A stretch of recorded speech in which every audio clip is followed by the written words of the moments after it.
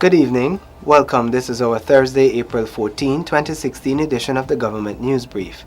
In the news, Harlem now included in multi-million-dollar sea and river defense project, discussions ongoing for Quarantine River Bridge, and legal framework for oil and gas sector discussed. Stay tuned for the details of these and other stories. Thank you for staying with us. I am Azim Khan and this is the Government News Brief. Discussions for the oil and gas sector's regulatory and legal framework have begun. Details in this report. Prime Minister Moses Nagamutu recently held discussions with a United States Embassy team on regulatory planning for the oil and gas sector. The United States has pledged funding for building capacity in the sector under its Energy Governance and Capacity Initiative. In an interview with the Government Information Agency, GINA, the Prime Minister explains why. We are trying to know that we can be prepared to deal with not only the new wealth, but the new status in the world, that Guyana is an oil and gas producing country. And so we have to prepare the minds of the Guyanese people to deal with this new reality. The Prime Minister says it is the government's vision to ensure local experts function in this new and emerging industry. Discussions were also held with officials of the University of the West Indies on the establishment of a faculty of petroleum at the University of Guyana. Our concern is that once we start extracting oil and gas, that we would employ Guyanese. That's our main focus right now, that we have a core of qualified, skilled, competent Guyanese who can be attached to the new industry. Since training Guyanese is critical to the operations of this industry, the team will work closely with the Office of the Prime Minister, which has oversight of governance matters, and the Ministry of Natural Resources, which has responsibilities for oil and gas, and other various state agencies and ministries. Shanta Goberdan with this Government News Brief.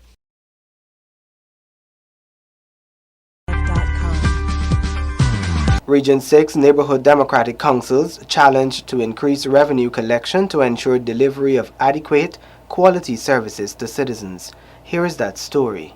This challenge was issued to the councillors of the NDCs by Region 6 Chairman David Armagon when he met recently with the newly elected officials. A lot of these NDCs that had old people and tired people, and some of them were depleted too because people would have left the NDC because it's 22 years we're talking about.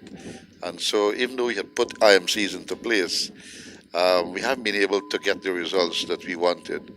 And so we are hoping now that now that the elections are over and you have new people with great enthusiasm and young people and so with lots of energy, we hope to be able to get them to move into the community, to get people to pay their taxes, because unless you pay your taxes, I mean, it's going to be very difficult to deliver the services. And every day people are asking for new and better services.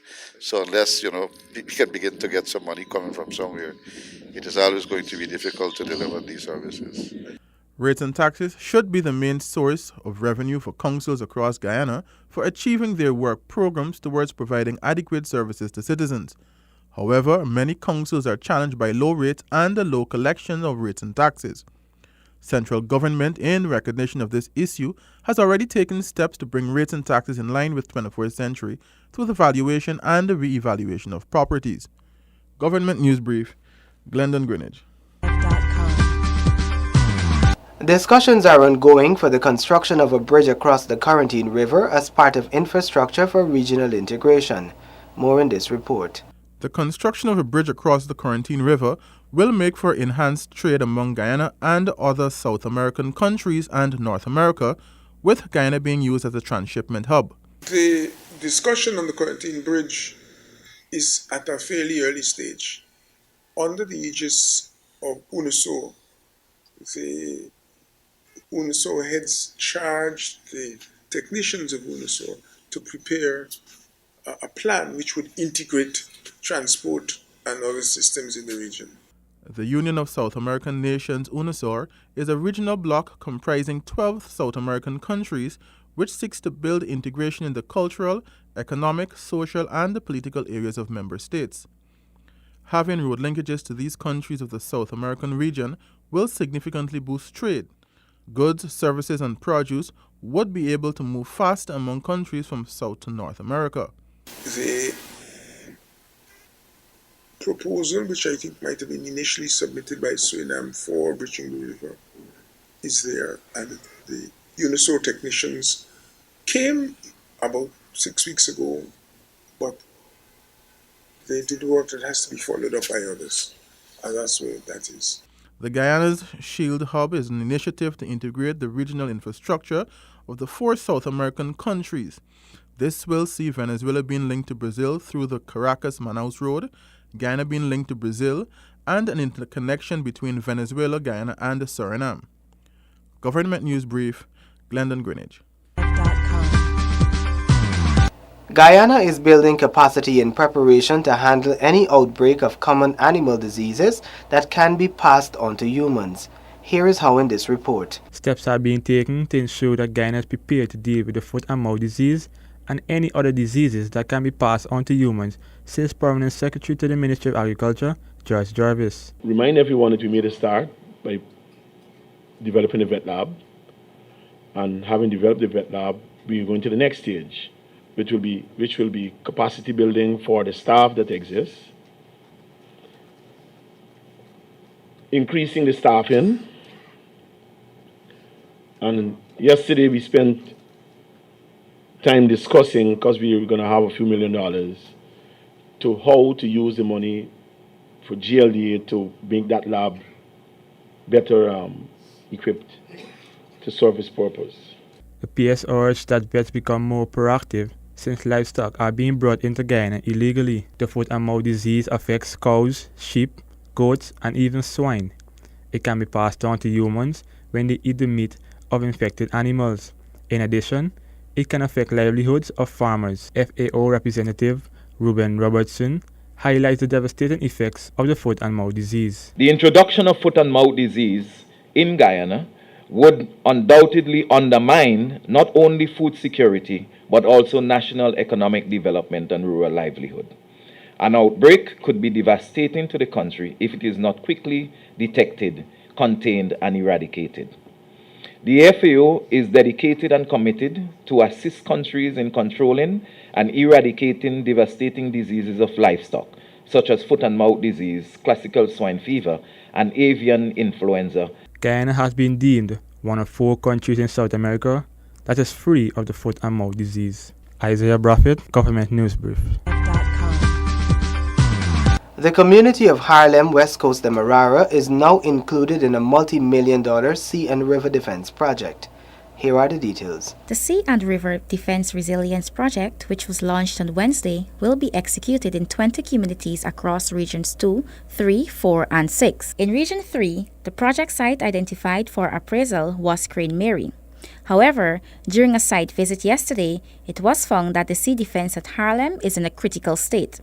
This is a result of the destruction of mangroves resulting in rapid erosion. This prompted the Caribbean Development Bank's CDB portfolio manager, William Ashby, to give an on-the-spot commitment to include Harlem in the project works. The area in the vicinity of the crematorium here has now started to erode quite severely, and consideration is being given to extending the works proposed at Crane Mary to this location as well.